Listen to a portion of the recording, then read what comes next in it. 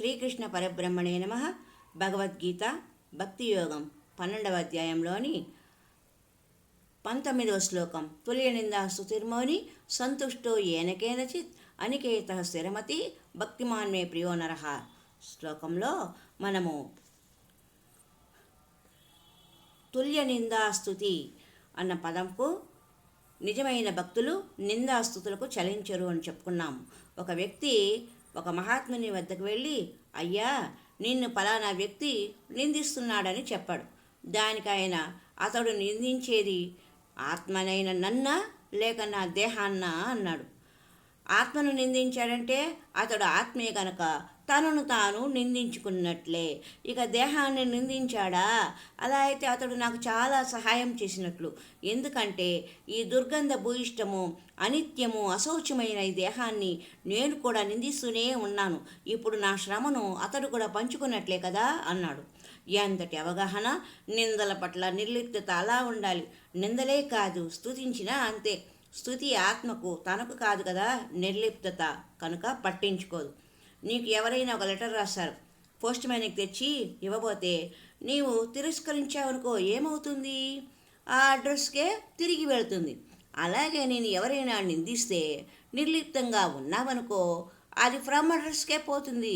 కనుక ఆ నిందకు ప్రతిస్పందించి నీవు వాడిని నిందించడమో తగాదాకు వెళ్ళడమో చేయకపోతే అది వాడికే పోతుంది. స్పందించావా, అది నీకే. రామాంజనేయ యుద్ధంలో రాముడు బాణం వేశాడు. ఆంజనేయుడు నమస్కారం చేశాడు. రామబాణం వెనుదిరిగింది.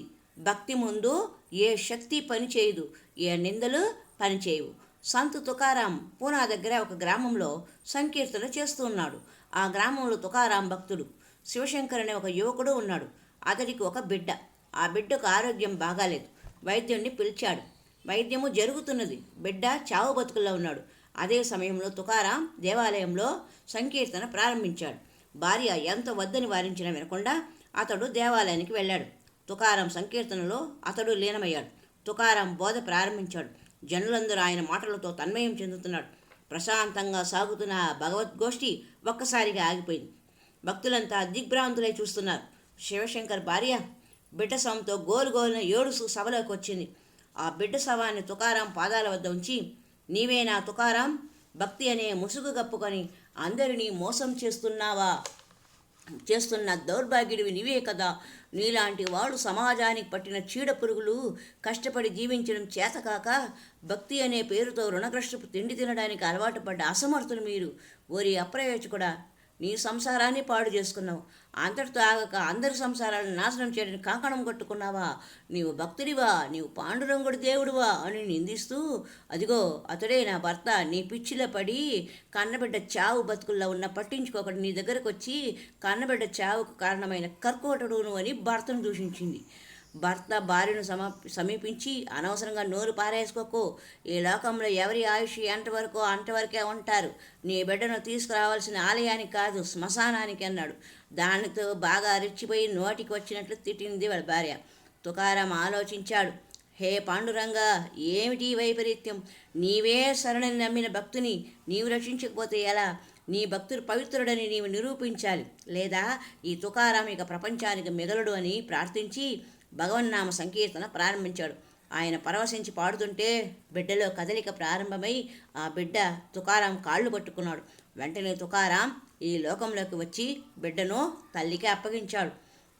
ఆ తల్లి తన తప్పు తెలుసుకొని తుకారాం పాదాలపై పడి క్షమాభిక్ష కోరింది. తుకారాంని ఎంతగానో స్తుతించింది. అయినా తుకారాం చలించలేదు. ఇంతకుముందు నిందించినప్పుడు ఎలా ఉన్నాడో ఇప్పుడు స్తుతించినప్పుడు కూడా అలాగే ఉండిపోయాడు. తన సహజ ధోరణిలో సంకీర్తన ప్రారంభించాడు. అదే భక్తుల లక్షణం. వారి దృష్టిలో నిందాస్తుతులు రెండూ ఒకటివే. నిందించిన వారే స్తుతిస్తారు, స్తుతించిన వారే నిందిస్తారు. కనుక రెండింటిలోని భేదాన్ని చూడరు. వారి మనసు నిరంతరం భగవంతునిలోనే ఉంటుంది. నిందాస్తుతులను పట్టించుకున్న తీరిక వారికి ఉండదు.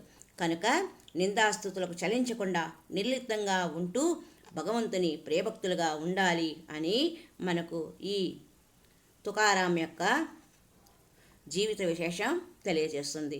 మరి యొక్క సంచికలో మౌనై అన్న పదానికి అర్థము తెలుసుకుందాం.